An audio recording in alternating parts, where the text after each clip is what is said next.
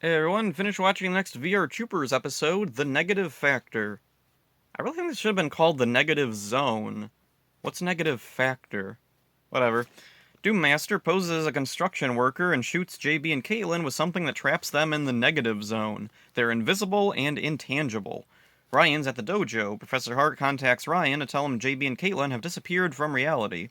Elsewhere, Doom Master and the Vixens are making a new monster.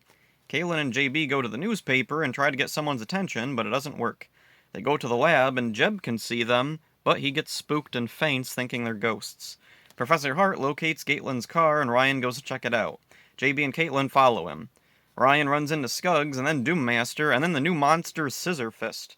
JB and Caitlin see some Skuggs carrying something off and follow them. They were carrying a larger version of the device that trapped them in the negative zone. Professor Hart detects the device and warns Ryan. Ryan returns to the lab. Jeb sees JB and Caitlin, but he can't hear them. JB somehow manages to type a message out on the computer to let Ryan know they're there, and then Jeb sees them disappear. Professor Hart says the message is the coordinates of the negative zone device. He tells Ryan that his father made a new weapon for him, a giant robot, Troopertron. Ryan uses a drill to get to the device while Jeb goes into virtual reality to save JB and Caitlin. Ryan finds the device and deactivates it. The end. Pretty basic. This episode is pretty creative, though at times it is pretty similar to the other episodes, 60 plus episodes. The formula works. Like, I can't, say that, the formula doesn't work. Like, this has been consistently decent. Some episodes are stronger than others. This one is right in the middle. It's not really bad. It's not outstanding. It's just another episode. I do think it was clever the way they were able to work around and keep JB and Caitlin out of the action while also tying them into the main plot. Doom Master gets some more to do, and that's cool.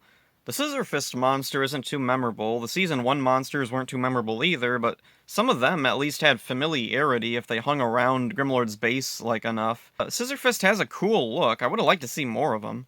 I like that Jeb can see Caitlin and JB. He hasn't been used in a while, and this is a really clever use for him. Percy doesn't make an appearance this time, though there is an unlucky guy working at the newspaper place, and I wonder if Percy was intended to be that guy initially. I don't know how JB was able to type a message on the computer. He and Caitlin can't make physical contact with anything. This is a really weird breaking of established rules here, and I don't really know why, what the point is. It seems like couldn't Professor Hart just relay all this information to Ryan? Why did we need JB and Caitlin specifically? Whatever. I don't know. I guess they needed them to be useful. Troopertron is a really cool new addition, though it doesn't really see a whole lot of use this time. I really like the idea of the troopers having their own Megazord of sorts. So yeah, another decent episode, but not really unique enough to stand out from the rest, so... yeah, that's it for this one. Hope you enjoyed it. See ya. On the next Saban's VR Troopers, Grimlord creates an evil clone of Caitlin to destroy the lab. But when Caitlin 2 joins the Troopers, there's a problem. If they are not rejoined in 24 hours, both Caitlins will disappear forever. Will JB and I figure out a way to rejoin the two Caitlins before it's too late? Find out on Saban's VR Troopers. Today at 5, 4 Central on Fox.